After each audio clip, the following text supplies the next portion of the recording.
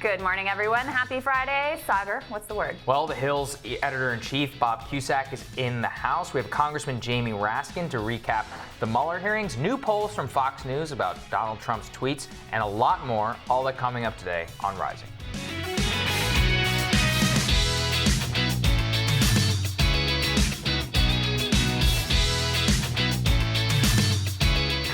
What's on your radar, Krystal?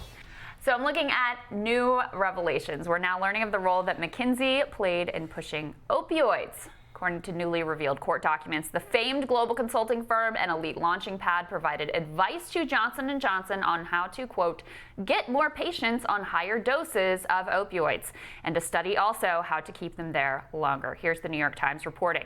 McKinsey recommended targeting and influencing doctors who specifically treat back pain in the elderly and those in long-term care. The consultants also advised the company to move physicians who were stuck in prescribing less potent opioids into prescribing stronger formulations.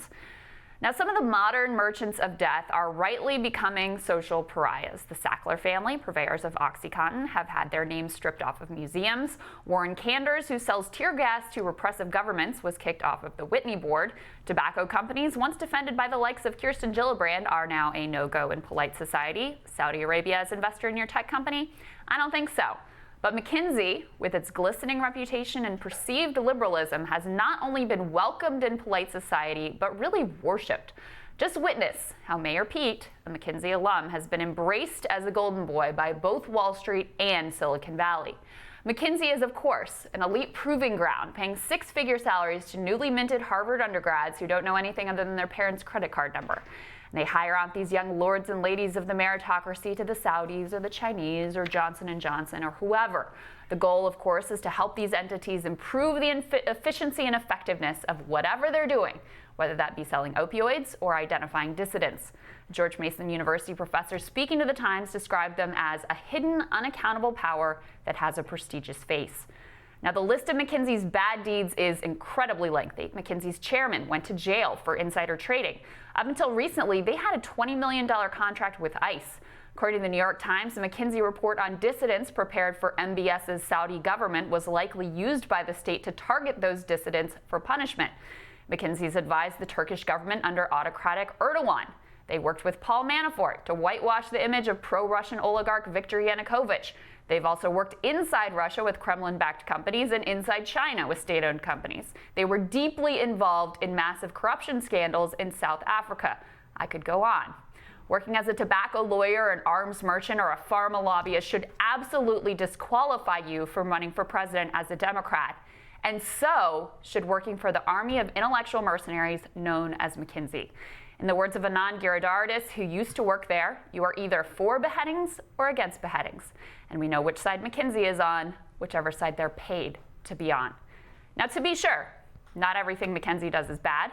They've also worked on women's empowerment efforts in Saudi, among other positive-seeming initiatives. But just like Juul Labs' anti-youth smoking efforts don't make them a good company, and just like BP's pro-environment commercials don't stop them from dumping CO2 into the atmosphere, good projects do not wash the blood from your hands. So I guess what I really want to say is this. How do you say corporate shill in Norwegian? This is one I don't think Mayor Pete knows how to say that either. What do you think about? I mean, this is one of these companies that is like revered in elite liberal circles. It is the goal for so many aspiring young, really do-gooders.